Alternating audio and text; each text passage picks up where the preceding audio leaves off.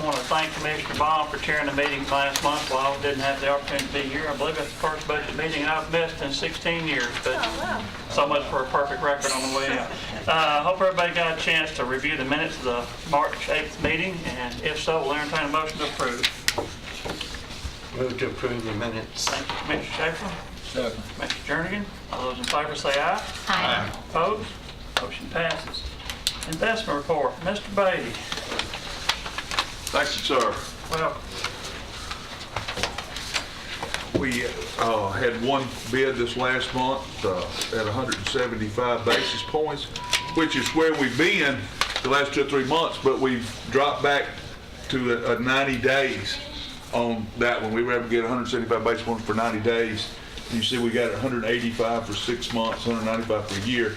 And the Fed raised rates since we got this bid, so that's why we took the shorter time frame to hopefully be able to take advantage of increasing rates. And our LGIP rate was up 11 basis points over last month. So this money we'll bid it again, and hopefully at a higher rate than what we have it at now. LGIP is currently 1.48, or is this when? That's 1.48, so add 26 basis points to that. That's our effective rate. Yeah, so that's about where you were. That's neck and neck right there to where you were. That's exactly right. That's why we've, it's increasing so quickly. We don't want to tie up money long term. We're trying to keep it short to take advantage, because the predictions are at least that we'll see 2 or 3 more increases this year in short-term rates. Any questions, Mr. Beatty? Yes, sir. Motion to approve the report. Thank you, Mr. Payne. Second. Mr. Schaefer. All those in favor say aye. Aye. Opposed?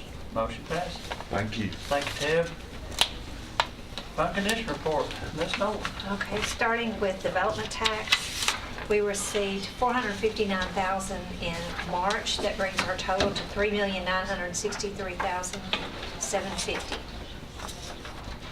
So that our budget, what we budgeted was $3 million. So that excess is helping build your balance for your reserve in the general fund and increases in the debt service fund.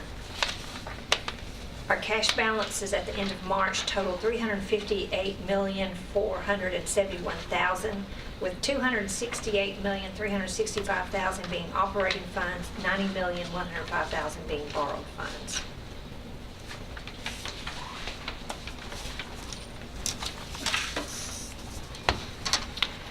Without any questions, I'll move on to revenue. At the end of March, all the property tax related revenues, we've hit our mark, so we are over 100% collected what we budgeted. That's all property tax and related. At the end of March, the trustee had collected 96.82% of their roll. As you can see, we are in pretty good shape on the bottom comparing to the prior 5 years. We will have, I was trying to mark all the ones that we've already hit 100% for the whole category, so you'll see that throughout. The ones that are not collected by a certain date, what do we do action on that? Are you talking about revenue or are you talking about property tax? Well, I was talking about property tax. Okay, on property tax, the trustee still collects it until the next year. It just becomes, instead of a current property tax, it's a prior year tax. It just moves to a different category. After, in March of the next year, it rolls over to Chancery, and then Chancery then collects it. The county has 10 years to collect property tax Okay. before it rolls off. Well, that was where I was headed. Okay, thank you. If you look, we do keep up with that. The county is very good at collecting, the Do you tax have a roll. list of those that are delinquent? I don't, no. I just, mine are just gross numbers. Yeah. Do you mind providing us with that next? The gross meeting? numbers, For how For- many for years the 10 back you years? want to see that now? well, I'll give you the last audit, because we put it in the audit report every year. Well, if you've got it every year in an audit report, you Yeah. just give it for the last 5 years. Let's see what we got. Well, what I'm saying, I'm looking to see if there's any carried over. I don't want any that are sliding through the cracks, and I've been hearing that might be happening, and I'd like to make Okay. sure it's not. Okay, yeah. So what you will then see is what was at the end of the 10th year that rolled off. Okay. Okay? It'll be just a gross number. Yeah, the RNA has made some accusations that we're not keeping correct records on that. And Right, and hopefully I- we're following through on that question that was brought up at last month's commission meeting to make sure we are. They had a tendency During the- code annotated Oh, that didn't yeah. didn't follow. During the public comment. Yeah. Well, that's supposed to be presented to the commission annually. Yeah. But Yeah. Ted was printing off stuff about this thick. Now, he hadn't printed it off. It's a- online, but I haven't got a copy of it lately, this recent year. I mean, it's a process they have to go through to get it ready to go into Chancery. And when that comment came up, I thought, well, maybe that's the piece that just needs to also come through. Well, Just be when we get questions like that, I just want to quickly take the bed and make sure, you know, I trust that we're doing what we should be doing. Well, let's just confirm that and move on. Okay. 2 questions added on to what he asked. One is that delinquent property goes into bankruptcy. You can't do anything about it until it comes out. Right, the bankruptcies stay in the trustee's And some of office. those people keep it for years. I mean, just, they'll have several properties and you can rotate them and all this stuff. And you wind up, it's a mess. The other thing,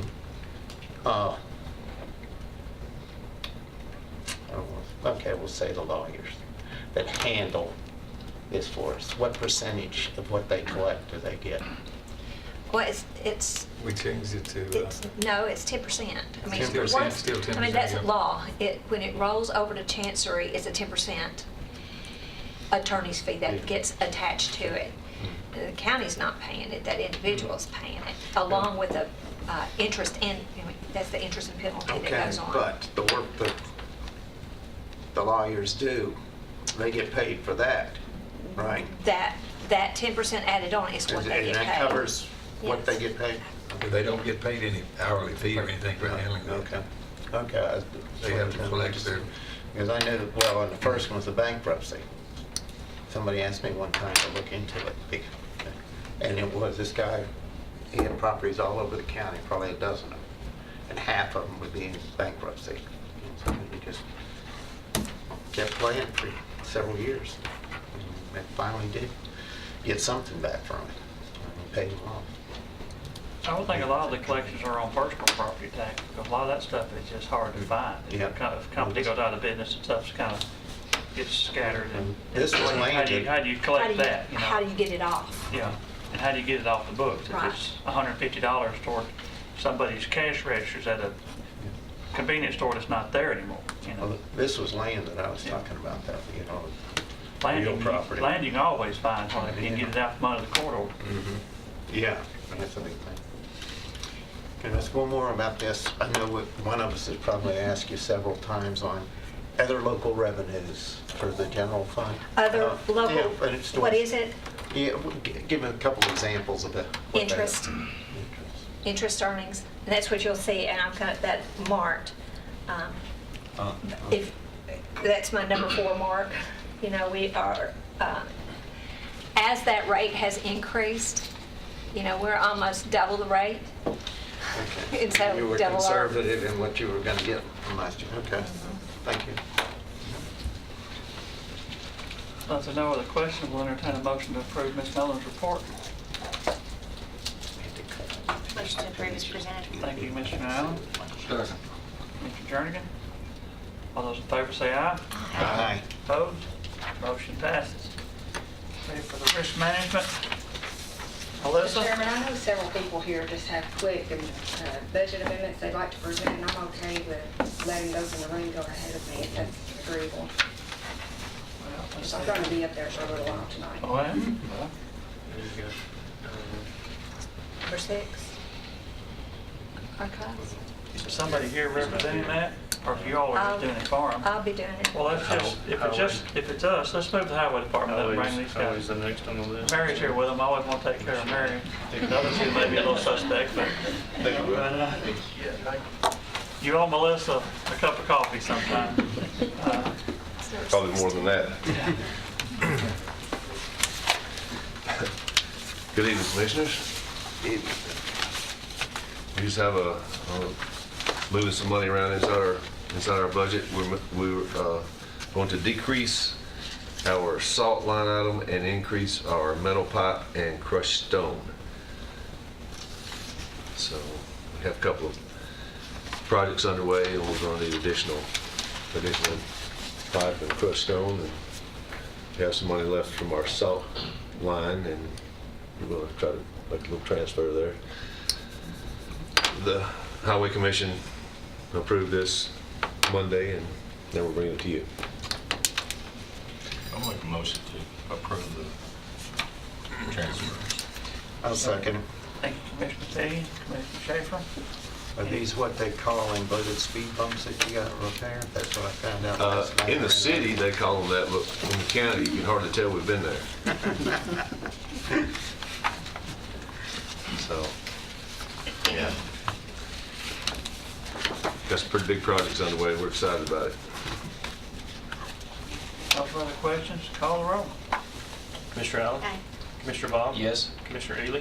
Yes. Commissioner Jernigan? Yeah. Commissioner Peak? Yes. Commissioner Schaefer? Yes. Commissioner Jordan? Yes. Motion passes. Thank you. Thank you all a lot.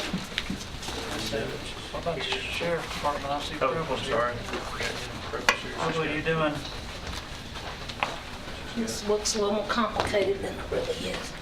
We've got a general fund budget amendment for the Sheriff's Office. I think you're doing that, and then we've got a, Grant and a drug fund and a special purpose. we'll start at number 7, the general purpose. But Is that the food prep? Yes, ma'am. Okay. I'm going to transfer some money out of food prep into prisoner clothing, into our JMS, our extradition. Again, that's going up every time. And our transfer to other funds would be our JMS equipment for the judicial building. Our computer stuff for that. We can take. we got more than one. We can keep, we can take. Okay, this Just keep on saying until Okay. somebody stops you. Sheriff Recovery, that is just recognizing insurance from a wreck, $4,369 back into our 718 account. DP jail equipment, transferring or decreasing 25 to put in the 411 DP supplies in the sheriff's budget. And then trying to get us situated in our overtime that Lisa has taken out of our salaries, which is great. So we're decreasing salary and wages in the sheriff's fund to overtime of $80,000, and the guards in the jail to overtime for the jail budget. Motion to approve the request. Thank you, Commissioner Schaefer. Second. Second, Mr. Bond. And we're proud of them that it's all within their budget. Yes. I'm happy to. As long as everybody's happy, that's all that matters. If nobody else wants to say how happy they are, we'll call the roll. Commissioner Allen? Aye. Commissioner Baum? Yes. Commissioner Ely? Yes. Commissioner Jernigan? Yeah. Commissioner Peak? Yes. Commissioner Schaefer? Yes. Commissioner Jordan? Yes. We've got an application for team driving grant for the Sheriff's Office. We are seeking permission to ask for $25,000 in our, in the team driving grant. It'll be So this is a motion to apply. to apply for it, yes. No matching funds. No matching funds. So, Motion to approve. Thank you, Commissioner Fee. Second. Commissioner Jernigan. We need to add, well, that'll have to come back. Yeah, right. Yes, come back to accept. I think. Mayor, be authorized to accept Yeah. said grant funds to be Yeah, awarded. resolution. But what would Since have there's to, no matching funds. yeah, but what would have to come back is the amendment. Budget amendment. So we'll see at that point in time anyway. Right. Budget money. This will be later in the summer, I believe, anyway, if we get it. Well, we got that worked out. Call the roll. Commissioner Allen? Aye. Commissioner Baum? Yes. Commissioner Ely? Yes. Commissioner Jernigan? Yes. Commissioner Peak? Yes. Commissioner Schaefer? Yes. Commissioner Jordan? Yes. All right, now we're down to a drug fund budget amendment. This is to recognize insurance money back into our new vehicle account in the drug fund for $40,484. for once we didn't do my fault. Motion to approve the request. Thank you, Mr. Schaefer. Mr. Jernigan. Any questions or discussion? Call roll. Commissioner Lott? Aye. Commissioner Bob? Yes. Commissioner Ely? Yes. Is it on there? I didn't Yeah. see it. Commissioner Peak? Yes. Commissioner Schaefer? Yes. Commissioner Jordan? Yes. We've got a special purpose fund budget amendment. This is to recognize $6,210.87. This was actually U.S. Customs money that we can use like our DEA money. And we're going to put it in our capital outlay 799 account, 121. Was this in the form of a grant, or where does money No. come from? And grow on a tree somewhere? I have a feeling this money came from something we did about 5 years ago, where it was a multi-state seizure at the border. And it's been that long since we seized property in Tennessee over it. And we're just now getting this. This is not gonna be something we get very much at all, but we have to keep it separate. We can spend it like DEA money, but we cannot commingle with the DEA fund, so that's why you see it labeled the way it is. It could be another 5 years. I haven't seen that before, so I was wondering. This is the first time, and that's what I'm saying. I remember it myself when I was working narcotics, what we did, and it's taken that long to get this money. It's just our small part.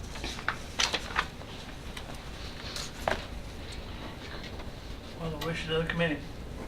Motion to approve is presented. Thank you, Commissioner Allen. Second. Commissioner Jernigan, I believe, one more, right? Call roll. Commissioner Allen? Aye. Commissioner Bob? Yes. Commissioner Ely? Yes. Commissioner Jernigan? Yes. Commissioner Peak? Yes. Commissioner Schaefer? Yes. Commissioner Jordan? Yes. Thanks, Preble. All right. Now, we're gonna beat Melissa up for being a nice person, or go and do the school board? Well, It's school Brian, board. the judge. The judge is being nice, so hopefully, come on up, Judge. Stay. We said we'd take it for. I might have a ticket someday, I'm in front of him, all you remember that? Which one is it? Here's your. He's number 22. 22. We're kind of a last minute entry, so we sort of deserve to be last, so I appreciate y'all. We can put you back in the audience if you want. No, I'm telling you, I preached it. Okay. I preached it. What we're requesting is a budget transfer, I think it's from the IT fund for travel. It's basically for two things. One is for me to go to the National Association of Drug Court Professionals. It's for the Vets Court. It's where I go and receive more training on that. I went last year. It was later in the summer.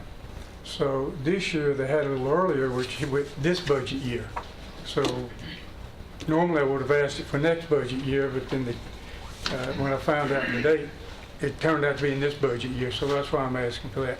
The other money is for Judge Gilley, who did not, we all have to have certain continuing legal education hours.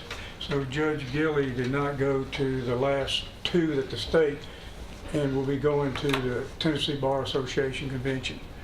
And so he just needs money to do that. We ran a little short. We still have, Wanda usually does this, so I'm just doing the best I can. She said in this fund there'll still be several thousand left. And then for general sessions on the whole for the year, we're in pretty good shape. Because when Judge Tidwell was moved to circuit, we picked up about 5 weeks or so of a general session judge's salary. So we didn't have to pay. That county didn't have to pay.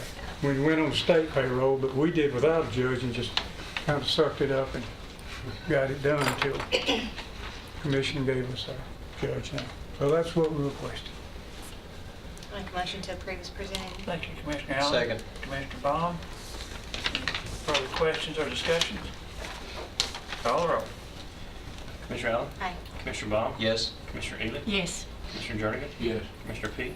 Yes. Commissioner Schaefer? Yes. Commissioner Jordan? Yes. If I could give a parting shot. We have our next Veterans Court graduation April 18 at It's vets court, so it's at 1,400 hours. For everybody else, that's at 2 o'clock in the afternoon. It's in the courtroom where I serve, room 102. The mayor has been to many of those. I would like to ask you and give you personal invitation to come. It is a moving experience. I think the mayor will Absolutely, yes. confirm that. And it's our first female graduate, first female graduate of Veterans Treatment Court.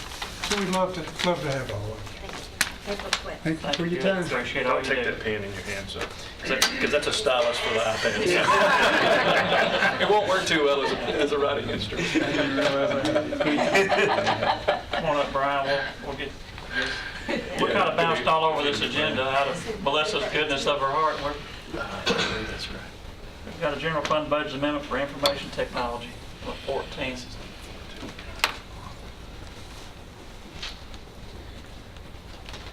Welcome, Brian. Okay, there are funds available in a GIS line item that's typically reserved for aerial data acquisition. We are going to be in better shape than we thought in that line item due to the way the contract shook out and the way we're partnering with the state of Tennessee this year.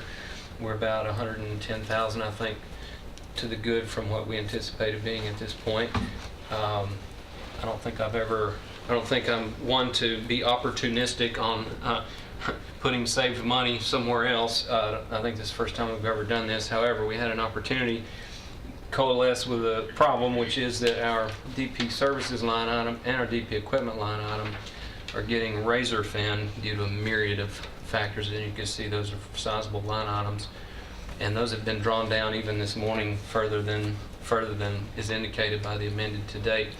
So if we could move 35,000 into our DP services line item and 35,000 into our DP equipment line items, that will allow us to continue to finish some pieces, most of which relate to the new judicial building. These are not construction related items and they aren't entirely unanticipated. An example, these are just things where we feel like some additional capacity is needed in order to be able to allow us to be ready for the future of the building. For instance, there's $11,000 that we would like to purchase to put a switch in the new parking garage that wasn't necessarily strictly necessary for a parking garage to have an $11,000 switch. However, we may end up having equipment in that parking garage, and we do have 25 cameras that are going to be coming online in order to have security in the building. This will also allow us to buy a few additional printers to put in the new building that are required. For instance, Judge Ashad and General Sessions judges are going to be divided up. They're not going to be sharing one copy machine. So she called the other day and she's like, what are we gonna do? And I'm like, okay, you can either go to the budget committee or we can just have this be part of our contingency monies. But all that adds together to put us a little bit too tight for comfort in these line items, and this would let us complete these things and not overdraw our budget. Motion to approve is presented. Thank you, Commissioner Allen. Commissioner Jernigan. Further questions or discussion? Call the roll. Commissioner Allen? Aye. Commissioner Bond? Yes. Commissioner Ely? Yes. Commissioner Jernigan? Yes. Commissioner Peete? Yes. Commissioner Schaefer? Yes. Commissioner Jordan? Yes. Thank you, Brian. Thank you very much, Commissioner. We want to do the school board stuff or go ahead? Totally up to you, Commissioner. I mean, they got. Jeff will stay. I said Jeff will stay, but Mr. Brown will Jonah might want to go on. Might want to go. He's getting to be a short timer. Come on up, let's knock yours out. I don't think you've got anything too controversial, hopefully. Hopefully not. If you got a high school or something, we have to go back to office. It's just a money round. We are. This is Building Program Budget Amendment from Fund 177, and you have, I think, a copy of it, so I won't read all this. The first grouping is line item amendments within projects. Kind of begins with War Waldron Addition 1 to War Waldron Addition 2. The second group is funds to other projects, and this is where we're closing out the War Waldron Addition 1, the David Urey Addition, Rocky Fork Middle Addition, transferring to others. I'll draw your attention to a couple at the bottom. The Oakland Middle Annex, $500,000, and Murfreesboro changes. That's changes they're requiring for us to make there. It looks like we're probably going to have to put some of the geothermal wells on the other side of the street to make that so that we don't get building in existing geothermal wells when you didn't really plan to do that and all. You can actually put a geothermal under and use it under ball fields or paving and all after that once it's done, which we did some of that at Stewart's Creek. But you can't put it under buildings and all, so you have to deal with that. The Rockville High, there's two items here. 500,000 of that again is some Murfreesboro changes that dealt with where they want the sewer, size of sewer, and that sort of thing. So they make changes on it even after you bid it. And if it costs you $1 when you bid it, it's going to cost you $1 plus when you do a change order. That's why it's so tough. The other 300,000 of that 800,000 is plans with the state fire marshal, signed off, approved. Inspector comes out, nope, we've changed the rules again. And that was actually in the board meeting last night, some of the things that we did. Fireproofing deck, Mr. Carter's telling me he may have to go to poured floor or concrete or something, second floor on some of this too. We'll just look and see which way is the cheapest. But both of these are just requirement to meet either the city of Murfreesboro's requirement or fire marshal in those two largest items. Those changes were made after the bids were in. Yeah, There were yeah. changes We to actually their, called. there were changes to their codes, It is. or changes We actually to called the back. way they were interpreted. Well, we called back down to the fire marshal. There's some new people and they're kind of changing as they go and said, well, you've already stamped it. You approved it this way. And they said, well, if the inspector's there and said it needs to be done this way, that one's the one that stands. So that's where you are. Yeah, and as soon as architects, when they make their changes, as soon as architects learn those changes and what they're going to do, then they'll incorporate. But when you're in the midst of that change, that catches you. I mean, this year was in existing schools, fire door changes. There were several items that we've had to make this year that maintenance has done that were fire marshal changes. So they're undergoing several revisions, evidently, in fire. Do we need to call Jerry Farley? Bring him in here and see. Does it do any good to send a complaint letter to them, say, They're the one people that can close you down. Well, this one here, Rockville's, that school's still in the county. I know this, we had this city sewer thing that way back when we had to give them all the money for the taps that were supposedly going to come in the future. We had to pay that years ago, long before they were ever used. I don't think we've gotten any money back from that either. If you hook the city sewer, you have to meet their requirements, so. That's one reason we might be looking at step systems on some of the future buildings. But, well, it makes us feel any better. I know that businesses get the same thing out of them too, so it makes you. To give them props back to the city, we bash them all the time, but I happened to be watching the planning commission last night, and they passed the variance to allow the geothermal go under that street at Oakland Middle, and they're very complimentary of the school system, saying they want to do their best to work with them. So they're trying to do their business over there just like we are over here, and we bash them pretty hard, pretty regularly. But they could have given us a hard time about that, and they did not. So I'll give them credit for that. I happen to be watching now on TV, and they said nice things about the county. So. For $500,000, I could say a lot of nice things about people.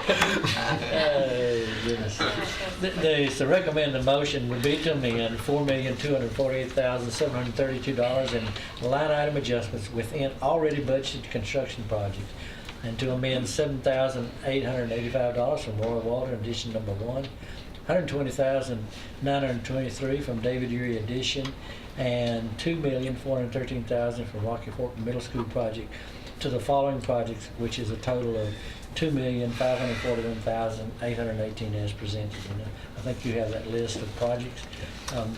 The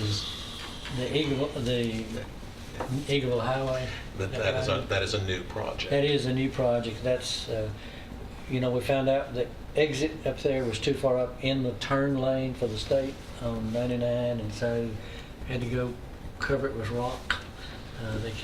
We can't use it, but we've got some agreements worked out to bring it down within our property to get out to some improvements this time we can probably make work. So we're not only having a problem with the city of Murphy, we're having a problem with the state at the same time.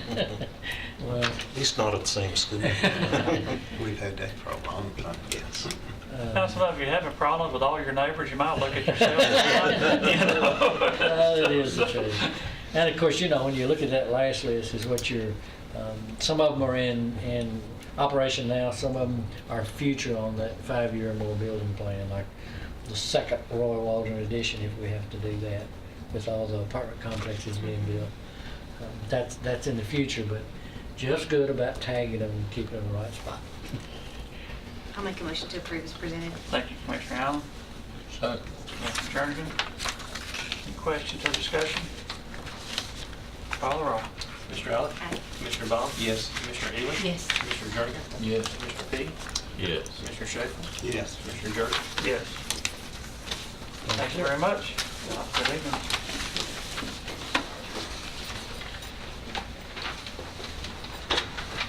Melissa, you and Ms. Bowman, come on up. We'll dive into the risk management report. The regular report is on your iPad, and since there's such a menagerie of action items coming out of the insurance committee, we're just going to let that be presented in your, on your iPad, and we're not going to actually present that and take action. We don't have to actually take action on that. So, so we'll just move straight to number 5, the recommendation from the insurance committee, if there's not any objections from any of the committee members. Okay. All right, thank you. We'll start with the property and casualty renewal, and I'll allow Ms. Bowman to present this. Okay. All right, the first section is going over your exposures compared to last year. The top section there is looking at all of your property coverages. I'll just kind of outline the differences there. You'll see for the county buildings around $16,735,586. Contents for the county up around $170,000. School building values are up around $82,347,757. Musical instruments up around $17,656. We've got a subtotal of $99,270,999 increase. Effective 4/1, we added the judicial building, which was at the time valued at $62,910,206. So we're looking at roughly a 14% property increase. You'll see that number $162,181,205 is the overall number. So a pretty significant increase there. The next section goes into your casualty coverage. We're up on the vehicles around 84 or 9%. The auto physical damage is up around $891,170 or 3%. We used the same general operating budget number as we did last year. Underwriters were okay with that because we are actually getting renewal figures so far in advance of your 7/1 renewal. The next section goes into your crime, public officials, and educators' legal liability. Number of employees are up to 291 or 4% difference. Number of students up 1,385 or 3%. The next page or next section goes into the actual coverages. The property, this is your renewal carrier, which is Travelers. The property limits remain the same. The rate is up, you'll see, a little bit from 0.396 to 0.455. You'll see the premium to the far right there, the 588,078 versus the expiring at 468,928. All the other coverages, deductibles, and everything, supplements remain the same. That does not include, at the time when we actually quoted this, that did not include the judicial building, which you'll see there in the red at the very bottom. The estimated premium for that would be in addition to that 588,078. The next section is your... If we have any questions, you want us to hold it till... No, let's talk about them one Yeah, at that's a fine. time, so let's talk about property if you have questions on that. Yeah, let's go back to the first page where you were looking at... the exposures. Well, I just had a question on contents. And, you know, we get a list every year of stuff that we can't find anymore. What is the deductible on contents? Is it a super large amount like it is on our vehicles? Yeah, it's 100,000. Okay, So so it if we carries lost the a same. TV, we're not gonna get any. And can we group, say that list that we get together once a year? I mean, that could go in toward the 100,000 if supposedly, say we lost, I don't know, every computer in the system. Okay, so Yeah, we because it is could, a per occurrence deductible. So Right. if a tornado came through and, God forbid, wiped out a, county property or school, those computers that are in there obviously would add up as far as the contents goes. and then one other quick question, and in case of say a terrorist attack, I haven't seen anything like that, as far as the liability. Are we covered for something like that? Yeah, you'll see. Or have we just it's- not got to it yet? Yeah, it is quoted as an option on the general liability. The property, there's a percentage built in. On the general liability, the county's always chosen not to take it, and the reason for that being is it has to be considered a terrorist attack by the federal government. They have to actually deem it to be that way for the insurance to kick in. And I think we've had a lot of discussion about that. We felt like if something happened locally, not necessarily with the federal government coming in and can deem it to be. Right. Yeah. Well, what brought that to mind is, for instance, we had that controversy here where we had some people were going to come march around our square Right. and, maybe throw bricks and stuff like that. And I was just curious if something like that would qualify. Right. Of course, then again, you go back to whether the federal government deemed it. Yeah. Well, in that case, on the property side of it, you would be covered, and Melissa and I had quite a few conversations about that. We did notify excess carriers because we were concerned because it had hit the media so much. But yeah, in that case, you would have been covered on the property side. The general liability side is where they really have to come in and declare it a terrorist act. I'm sorry to dig in. I was just, No, it's some a things good kind of jumped question. out at me. Yeah. It was coming up for discussion anyway. So, all right. So the total premium, just to go back to what Ms. Bowman had said, everything is driven off of the total value that we have, and the rate increase is really what we are recommending to you all tonight in terms of going from the .0396 to the .0455. So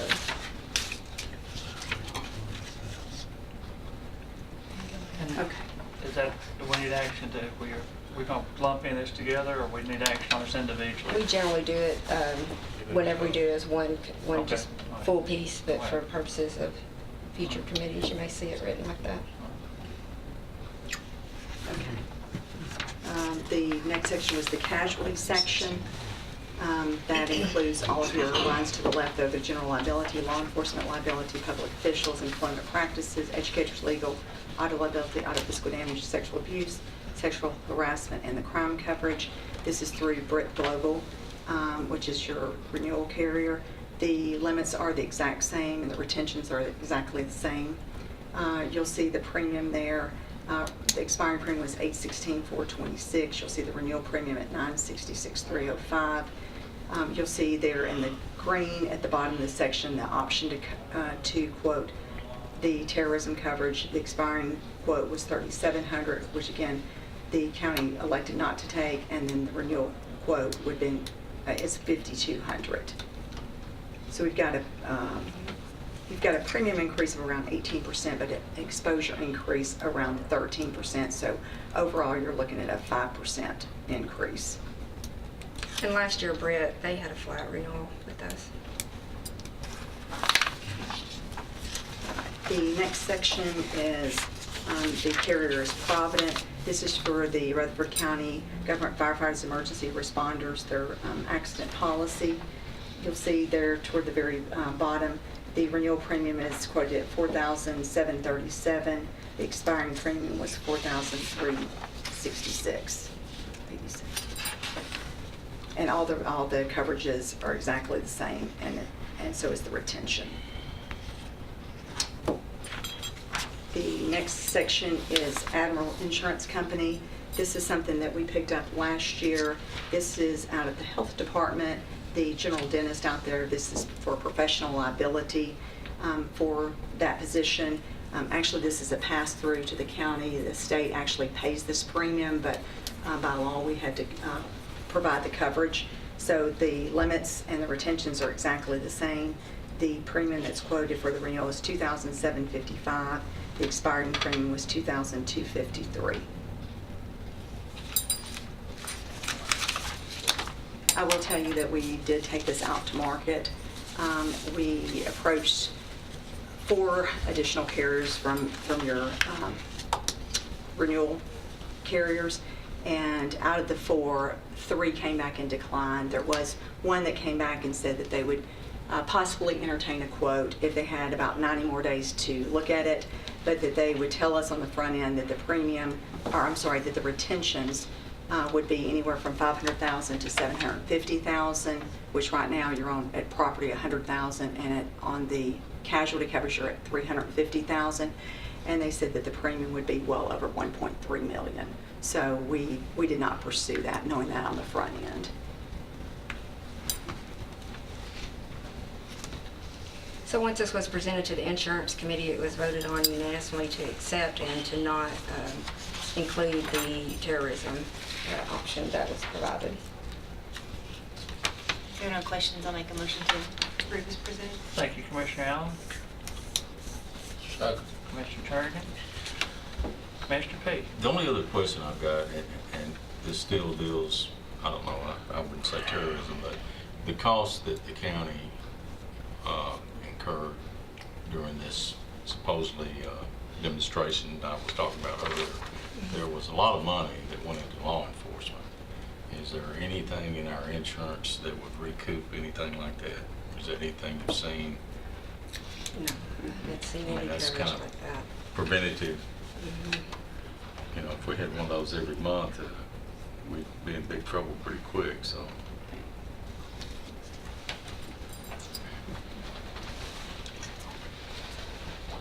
Any other questions or discussion?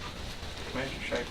The biggest reason that the property is going up from 160,000 or whatever is because we've got so much more now, including Schools. the big building on Maple Street. Okay. If there was a flat rate last year, it always is fun that year, but it's always hard the year after. I when they think catch Travelers up. took a slight increase last year, but Brick Global did not. Yeah. Yeah. But you can expect that. I mean, the more risk you have, the more that they're going to charge in premiums.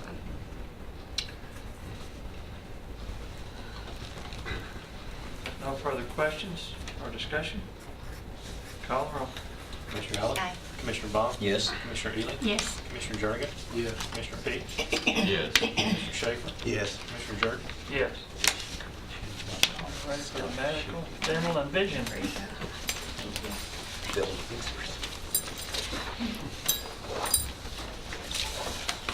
Thank you, Ms. Bowman. All right. The renewal packet will look slightly different than what you've had in prior years, and it's intended to help us move through this process strategically. There's a lot to vote on. So we'll begin looking at the dental plans for 2019. If you'll go to page 4 of the document that you have here.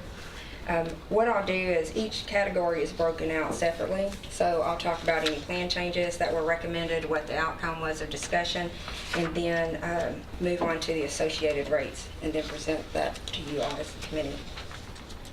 Within the dental plan design currently, we have 3 options. One is option 1, one is known as an option 1 buyout plan, and then there's option 2.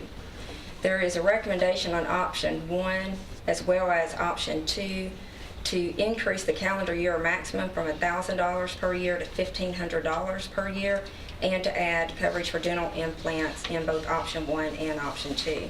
Option 1 buyout plan mimics option 1, which requires utilization of in-network providers. The buyout plan provides an increase in the orthodontia benefit, taking it from $1,000 to $2,500. That's the only difference in that plan. We've seen adverse selection, and we've seen a bad loss run on that product. We've passed significant rate increases over the last couple of years trying to keep pace with it, but we recommended that we not make this available for new enrollees. We have a 1-year continuation for existing enrollees with the plan sunsetting on January 1st, 2020. In addition, we are going to recommend a new option called a dental HMO for employees, and the rates for that particular product are shown here. It is a typical HMO requires certain utilization within the network. The benefits are somewhat comparable to what you see on the PPO plan, but because of the network size, that is really where you see the discount in the premium pool. Now they are going to put us on an extended network, which will make it a good viable option for our employees. We have about let's see, there's around 4,000 or so that participate in dental, and that's less than we see in medical. So we want to make sure, you know, the mouth is the window to the body. We want to make sure they're getting at least cleanings and things like that. So we want to put this attractive offer out there for them. Those plan recommendations were accepted by the insurance committee. And with that, that took us to page 6 of the document for the renewal rates. With those added plan changes, it necessitated a 4% increase for current plan rates. And I do want to say that this is an employee pay benefit. There's no employer contribution to the product. So I'd like to make the recommendation to accept both the 12-month and 10-month rates as shown in the packet, and the dental rates as shown for the HMO. Considering these might be a little controversial, do we want to take these individually instead of something? Yes, sir. So let's concentrate on dental right now before we move on to vision or medical. And any questions or discussions or motions? Percentage of people, roughly, employees that take the dental, one of the dental plans. So if you look at page 6 as an example, you can see within the county, this being county general, it shows you that 1,031 is the current total enrollees that we have. On the Board of Education, however, we have 3,641. And the Board of Education has 5,500 roughly, and the county has 1,200. Yes, sir, that's about right. So the county's got really almost everybody. Yes, sir. Okay, thank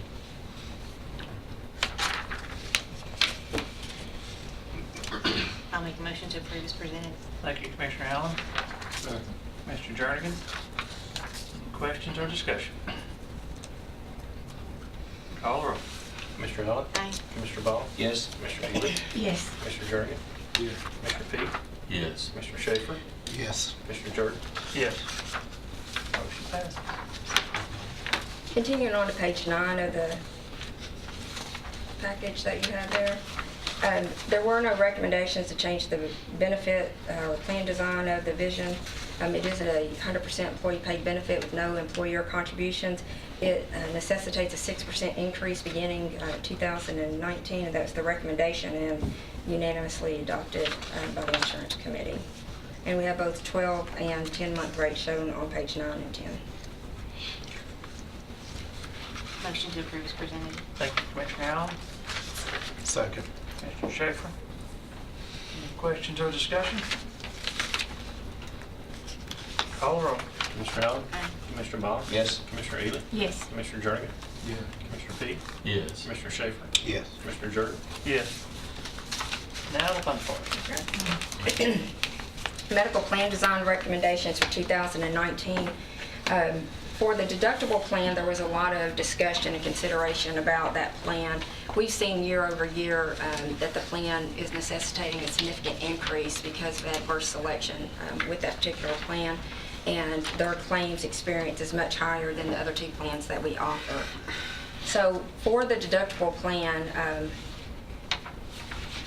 it ended up in the discussion that we would leave the plan in place. Initially, it had been proposed that we remove the plan for 2019. After a lot of discussion, it was decided that we would leave the plan in place.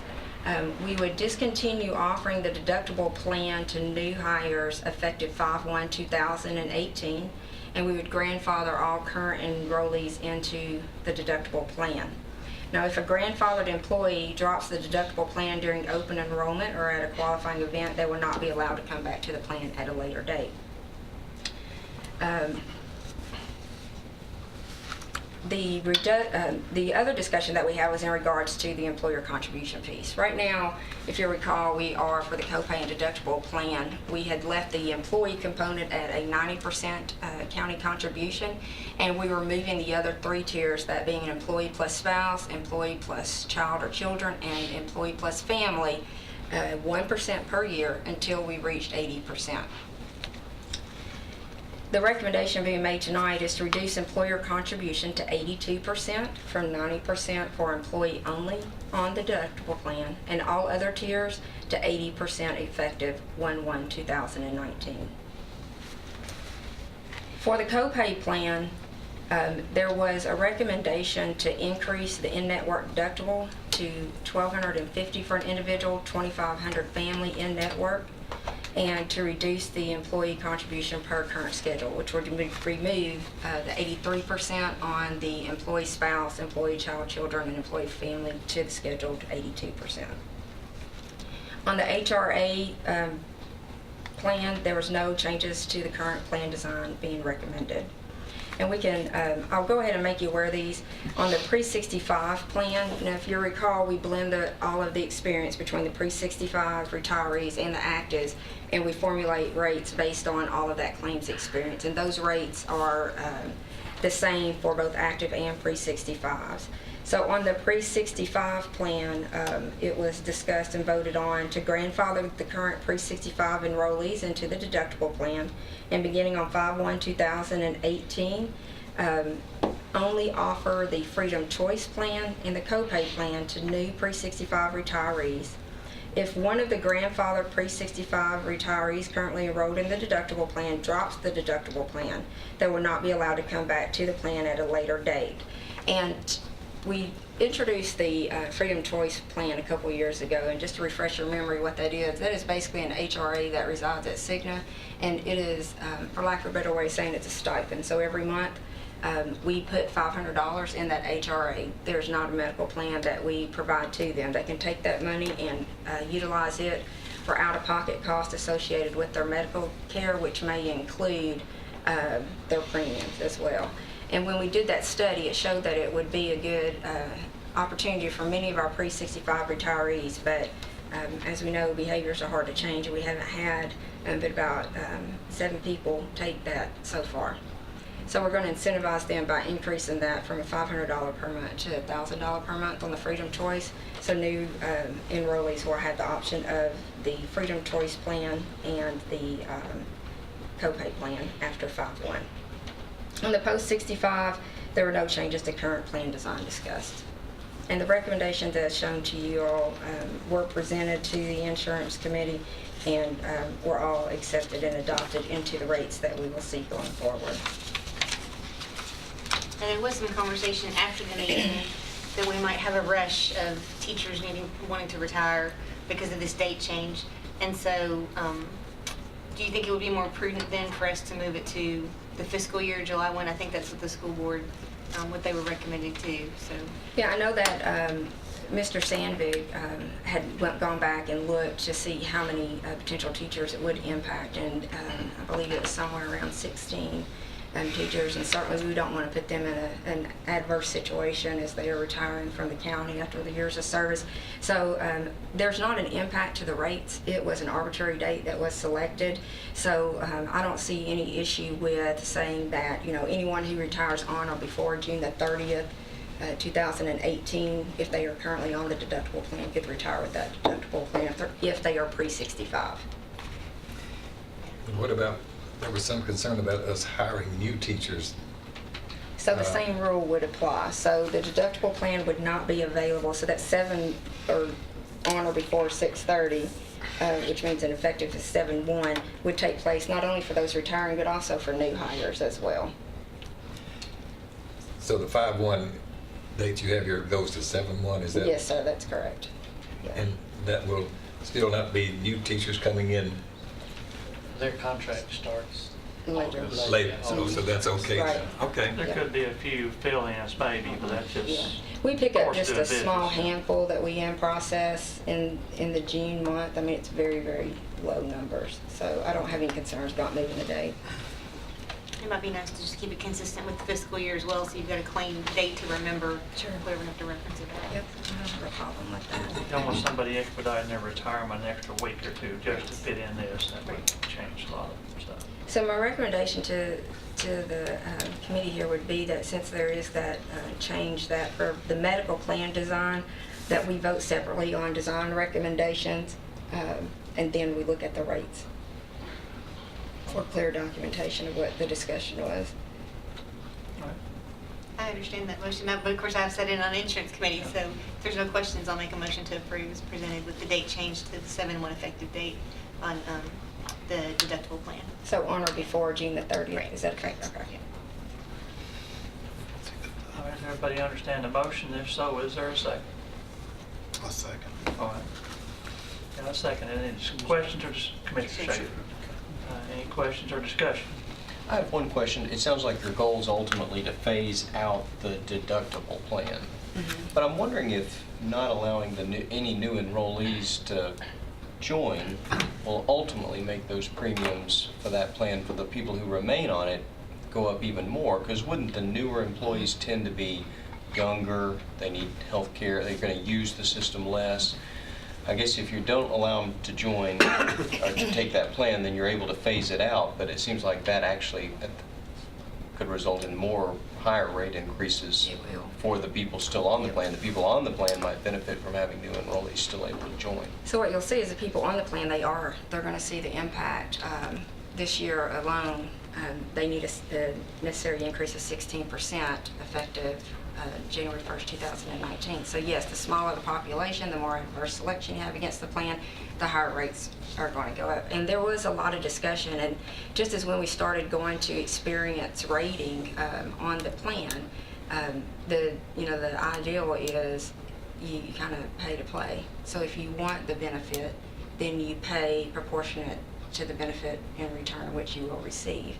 My concern in looking at enrollment into it, kind of to your point of, you have some people that take the insurance and they aren't heavily utilizing it, but they're paying this enormous premium, but that pot of money is really offsetting for the folks that are using it in future year rate increases.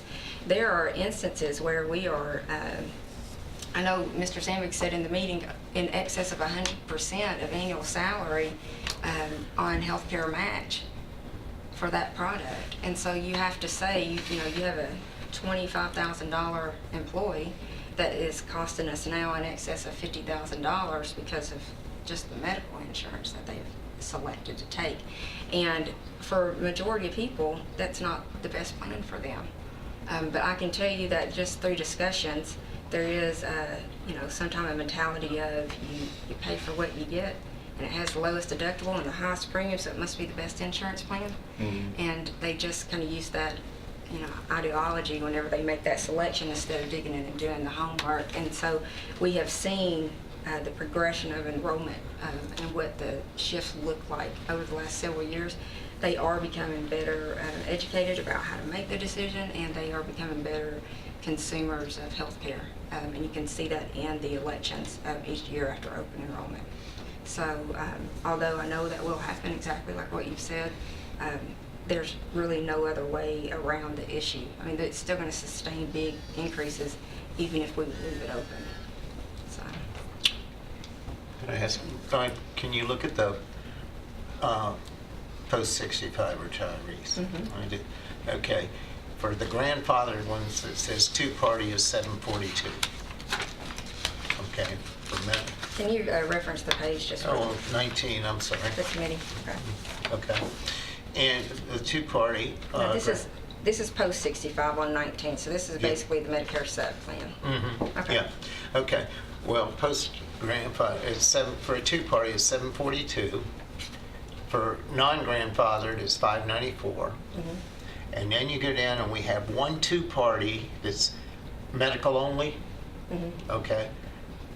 And it's 160, 161 if you round it up. So my question I'm asking is the grandfathered and non-grandfathered up above have to take the pharmacy, is that correct? Yes, that's the way it's designed. So what you're telling me is that for one, the pharmacy costs $430 between that one, a two-party non-grandfather and a post-65 non-grandfather. So you're just looking at employee contribution, you're not looking at total premium. So yeah. If we look at total premium, you're looking at a difference of $1,188 whenever there is a RX benefit versus $321 when there's not. So if you're trying to value just the RX, if you look at that total monthly premium in that then that will give you a better idea of, what you see the difference be when you have pharmacy and when you don't. I see what you're saying, but it's still what the employee's paying is in the the right-hand, or the ex-employee, in the right-hand side, they're paying, well, it's still, for two parties, they're paying $330 for, $430 for just the medical, and the one up above is almost, it's about $580 for just the for the pharmacy, excuse me. Oh, you're striking out just the pharmacy? Yeah, Okay. I mean, that's how expensive the pharmacy is. Yes, yeah. That's the reason we went through those changes several years ago very painfully. Mm-hmm. And you see that too in the active and 365 rates as well. Specialty pharmacy is just, through the roof right now, and it's gained a lot of media attention as well. Those costs, once a drug company introduces something, they have a patent on it for, so many years before a generic can be introduced, and the cost can be enormous. And plus you got the guy with the B antidote, right? And all of a sudden it goes from 40 or 700 to 700 or something. Of course, we're getting over into the next, the rates for, and the motion before us is for the design. Oh, I thought it was the whole thing again. Yeah. We're really not given multiple options, which is fine, but that's correct, right? That is, correct. I can tell you that many options were discussed during the insurance committee meeting. We had presented with a couple of different options on the deductible plan. There was a motion put on the floor. It was amended twice, I believe, and what you're seeing is the final amendment on that motion that was accepted. Yeah, the original conversation was to do away with the deductible plan altogether. It was one of the options that were presented. So this is kind of a compromise. Was the final vote unanimous out of the insurance committee? No, it wasn't. The final vote on this, I didn't bring the sheet. I wrote it down. The final vote on it, I believe it was an 11-7, if I remember correctly off the top of my head. Tough decision. Did the people voting no, they wanted to be more aggressive and go ahead and No. they wanted to be less aggressive? Yes. So there was really very, very little support for eliminating the deductible plan entirely. Nobody wanted to It do never that. got to a Okay. vote. No. Well, the majority of the members of the insurance committee are either employees or representing employees. And where sometimes, when it's a past commissioner on the thing, sometimes you're at odds with some members because we're thinking more of the cost and they're thinking more their employees they're thinking of, So you've got different people wearing different hats in that committee. Well, and Mr. Stanley brought up a good point, which was one of the discussions that we had in the committee. So we had done, the packet that we presented then was 35 pages, I believe. And when you remove that deductible plan, then the experience goes somewhere. We had made a assumption that 95% would roll to the copay and 5% would roll to the HRA. And what you'll see later on when we talk about the rates is with removing that plan, so as they are now, if these plan design recommendations are accepted, then the copay plan needs a 1% rate increase, the HRA plan needs an 8% rate increase, and the deductible plan needs a 16% increase. When you take that deductible plan away, the copay goes from a 1% to a 16% increase. And that was hard for them to overcome.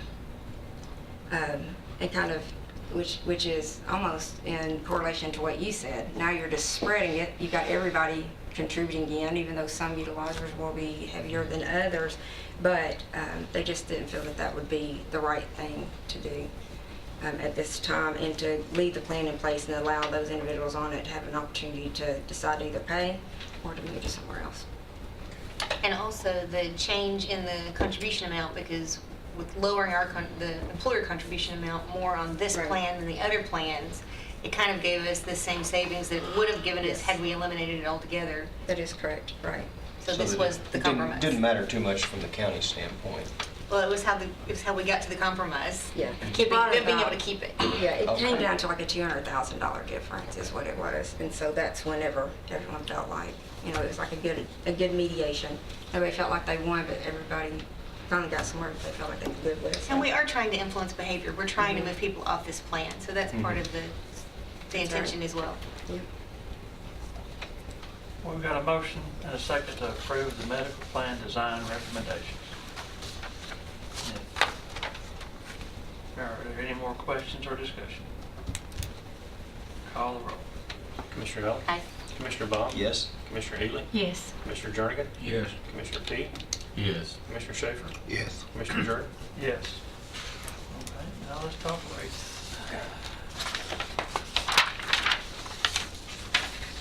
On page 14, what this shows you is, what do we look at from an aggregated perspective? Currently, our claims are needing an aggregated increase of 6.9%. The current accrual is coming in at $69,534,795, and the projected cost, which is reflected at 6.9%, has a necessary budget of $74,299,505. And you can see here, they trended claims by 24 months.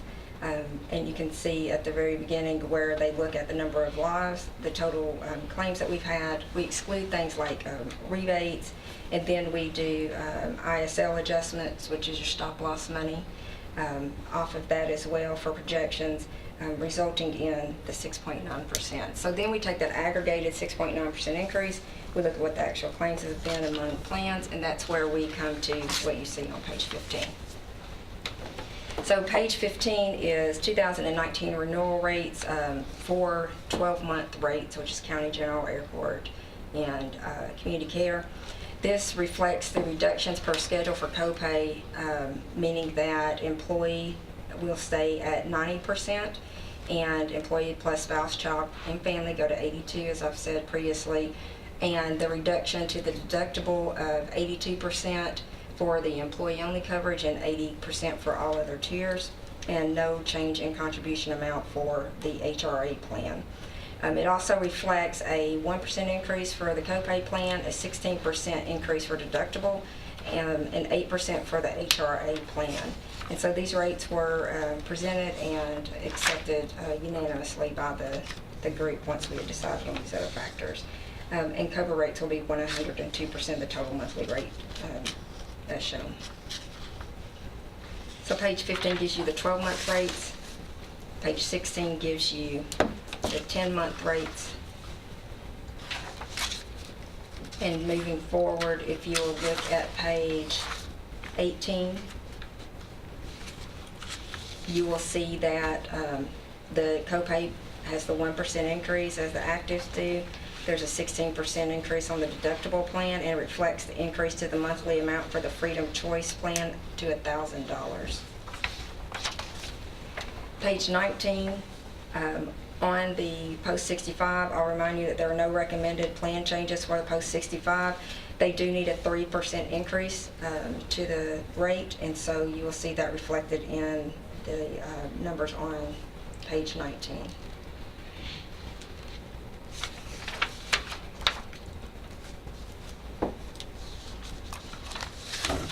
If there are no questions, I'll make a motion to approve as presented. Thank you, Commissioner Allen. Second. Commissioner Baum. A lot to digest here in a matter of only a few minutes, but as a past member of the insurance committee, I just want to say how much I appreciate Commissioner Allen and all the work you do for him. Well, I did write you all this letter. I'm sure you studied it intensely before today. I read it several I know you times did. over, yeah. Got a motion and a second to approve the rates. Are any questions or discussion? If not, call the roll. Commissioner Allen? Aye. Commissioner Bob? Yes. Commissioner Ely? Yes. Commissioner Jernigan? Yes. Commissioner Peak? Yes. Commissioner Schaefer? Yes. Commissioner Jordan? Yes. Thank you, Melissa. Appreciate all the hard work you put into this. Thank you. And appreciate you letting some of the others go ahead of you, Lori. Understand. Thank you. Mr. Brooks owes you a cup of coffee, though. Yeah. Back in the early days, those were called martyrs. You didn't know. We're going back up to number 6 on the agenda, the general fund budget transfer for archives. And I take it somebody's acting on Mr. Lovell's We'll behalf? do it, and he is requesting to increase his part-time funds and the sources, the amount that he's not going to be using in his interns or his grad students. So $3,150 is coming from that line to provide $2,925 in part-time monies. Move for approval. Thank you, Commissioner Healy. Second. Commissioner Jernigan. Any questions or discussion? Call the roll. Commissioner Allen? Aye. Commissioner Bond? Yes. Commissioner Ely? Yes. Commissioner Jernigan? Yeah. Commissioner P? Yes. Commissioner Schaefer? Yes. Commissioner Jordan? Yes. Next will be number 11, solid waste fund budget transfer. This is a request to move $30,000 from the truck driver's line items to move it into overtime. 30,000. And that's where he's having trouble filling the position, so he's Positions. having to use overtime because he can't find anybody to drive the truck. That's correct. Happen to be in the audience at Public Works. Motion to approve. Thank you, Commissioner P. Second. Commissioner Jernigan. Call the roll. Commissioner Allen? Aye. Commissioner Bond? Yes. Commissioner Ely? Yes. Commissioner Jernigan? Yeah. Commissioner P? Yes. Commissioner Schaefer? Yes. Commissioner Jordan? Yes. Ambulance fund budget transfer. I'll do this one as well. They've had quite a bit of turnover, similar to solid waste, and they've had to increase their overtime and their part-time, but there are funds in the paraprofessional payroll, so that is a request to move $135,000 from the paraprofessional, 75 into overtime, 100 into part-time. There's a decrease in dispatch payroll and a decrease of contracts with private agencies. That 40,000 dispatch also helps for that overtime and part-time. And then the 25,000 reduction in contracts with private agencies to increase drugs and medical supplies, 25,000. No, Mr. Nolan is not here, but we've addressed this multiple times over the years, especially a year and a half ago, 2 years ago, trying to up the pay for the EMTs, the paraprofessionals. We're still having a high turnover. Well, apparently. they said turnover, but they've also got a high number of people on FMLA. A lot. So- A lot. So it's not necessarily our pay discrepancy we've had in the past, but we've crossed that bridge about 4 times in my tenure up here. We raised the rates, the other counties raised the rates, and we have to raise the rates. But I was hoping we weren't back to that problem again I think already. they get a fair amount of sick leave, and somebody then in a family, that they gotta take care of, they use the sick leave, because they're, Well, they go on FMLA. yeah, and Get that's what paid they for sick do. leave, but but they gotta this use is, their sick leave for. And that's 12 weeks. Right. Helps a lot of times if you don't get your vacation, so to speak, time that you would like. Well, the wishes of the committee. I'll make a motion to approve the request. Thank you, Commissioner Schaefer. second. Commissioner Jernigan. Call the roll. Commissioner Allen? Aye. Commissioner Bond? Yes. Commissioner Ely? Yes. Commissioner Jernigan? Yeah. Commissioner P? Yes. Commissioner Schaefer? Yes. Commissioner Jordan? Yes. Got general fund budget transfer for drug court.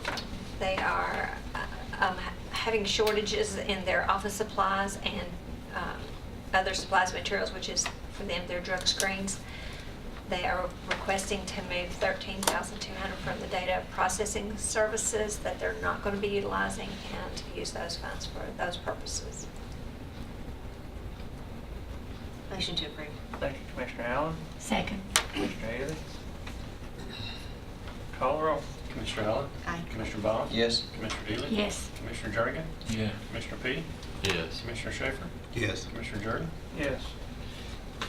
Number 17, stop grant for domestic violence. And this is approval of their contract for the next 5 years. This is, we have 2 of them, one at Domestic Violence Victim Assistance and one is at the Sheriff's Department. This one is at the our Domestic Violence Victim Assistance. Monique Tillage. Same contract we were expecting, though. It's a little more. They've agreed to pay another full-time, so a part-time up to full-time for next year.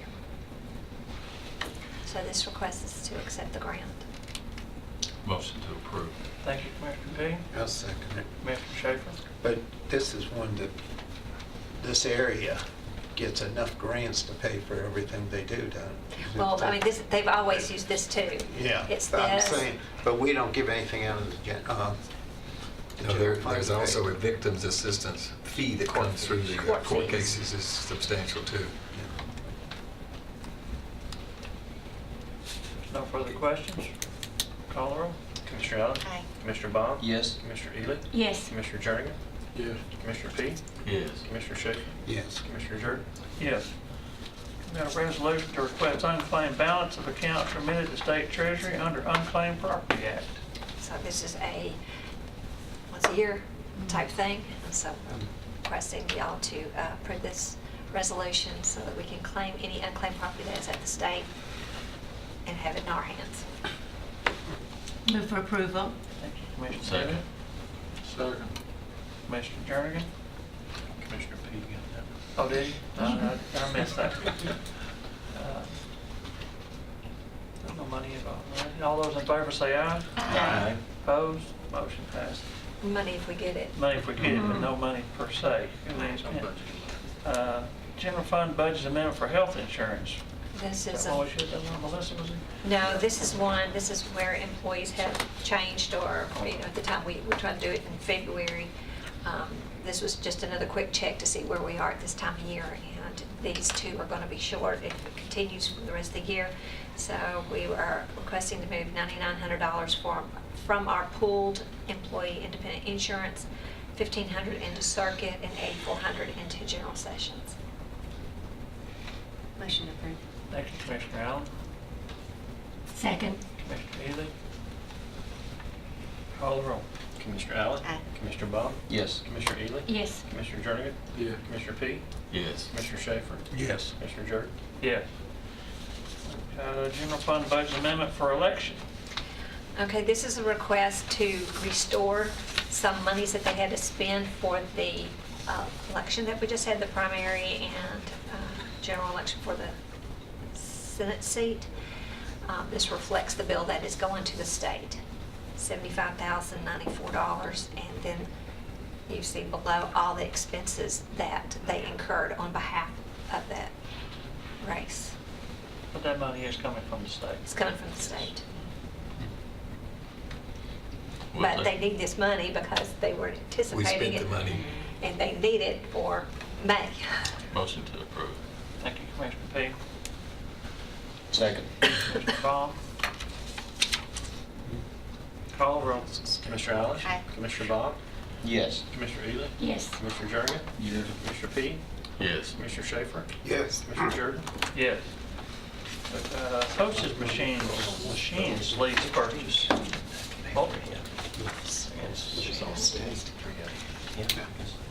You're more in the postage Okay. machines. We have 2 postage machines we're leasing now, and we're going to need to lease 1 more. Didn't we do that earlier? No. No. No. In fact, I think we could. No, you've got on your table an amendment for the lease. And we currently have 2 postage machines that are being leased. It ends, I think, May 20th. And the request is to enter into another lease, but for 3 machines, with the third being housed at the new judicial building. And it's going to take us $1,110 to finish this fiscal year with the third machine even starting there. So our budget next year will be a third more than it is this year, more or less, with the third machine being added. And I think what the request was with a differential lane option. Is that right, Mark? Yeah, Yep. we went option 2 on the machine, which is a little improved machine as far as it sorts and sifts and It's how it, prices different size articles and packages, etc. Could actually save us money on that thing, not too much on postage, I would think. Well, it's more accurate and it's an upgrade from where we are. And I know we had this discussion some years back, or whenever last year, we're better off leasing these machines than buying the machines because we get the current technology as they come Yeah, through and that's one things like thing. that, instead of owning an outdated machine, have to go buy another. Seems like I remember that conversation whenever we did this before. And it's very, very close. I mean, the structure is different, but had we purchased, you still have reoccurring annual costs, and when you add those 2 together, it's really about the cost of money that we may have earned on spending this purchase money is the difference. So it's not much different, than we do get the updates as they become available after this 5-year period. This is a 5-year lease commitment. It's actually 63 months. Just to be 63 technical. Just to be technical, if you really want to know. For whatever reason, they do 63 months. I don't We're a know. hall monitor in elementary Well, school. I just wanted to say 5 years, and it not be 5 years, so. The wishes of the committee. Motion approved. Thank you, Commissioner Jernigan. Second. Commissioner Haley. Call the roll. Commissioner Allen? Aye. Commissioner Bond? Yes. Commissioner Ely? Yes. Commissioner Jernigan? Yeah. Commissioner Peete? No. Commissioner Schaefer? Yes. Commissioner Jordan? Yes. That takes care of this. Yes, I'm assuming that went with that, because if not, I mean, we need to approve the lease. I know, I appreciate everybody bearing with us. We kind of jumped all over the agenda today, but it looks to me like all my items are marked off. We got anything under? Mayor's got something Other under other business. from the purchasing. Oh, okay. Tennessee has, from time to time, the state has surplus property, and simply we want permission.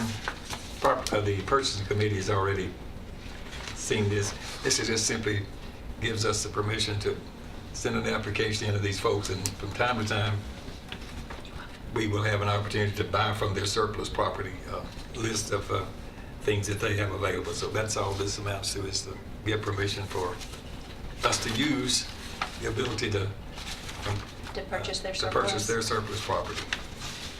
Such as vehicles or office equipment It's- or real estate or what are we talking I about? don't know, I haven't seen what's on their list, but it's probably all of the above. I don't know about property, but it's probably vehicles, yes, and other things, furniture, fixtures, equipment. I remember a long time ago, well before I was a commissioner, there was somebody out the landfill was buying Army surplus stuff, and it got out of hand. We had all kind of stuff. We had Hummers and little armored vehicles and all kind of stuff out there because they were getting a good deal on it through Army surplus. They finally had an auction and sold it all, but as long as we don't get carried away and drag in a bunch of stuff we don't need. I would think it'd be cheap. Yeah, I mean, there may be some opportunities. I don't think we'll use this a lot of the time. It's just another tool that might be available for us. It's like government Craigslist. That's what it sounds like. I'll make a motion to approve. Thank you, Commissioner Allen. Second. Mr. Schaefer, any further questions or discussion? All those in favor say aye. Aye. Opposed? Motion passes. Any other business to come for us tonight? Any ham, breakfast, or pancakes or anything this week? I want to congratulate the school board on being down to the final touches of naming a new director apparently, and Mr. Odom will be allowed to retire after all. I thought yesterday morning he might have to stick around another 90 days or so, but that said, we are adjourned. Thank you.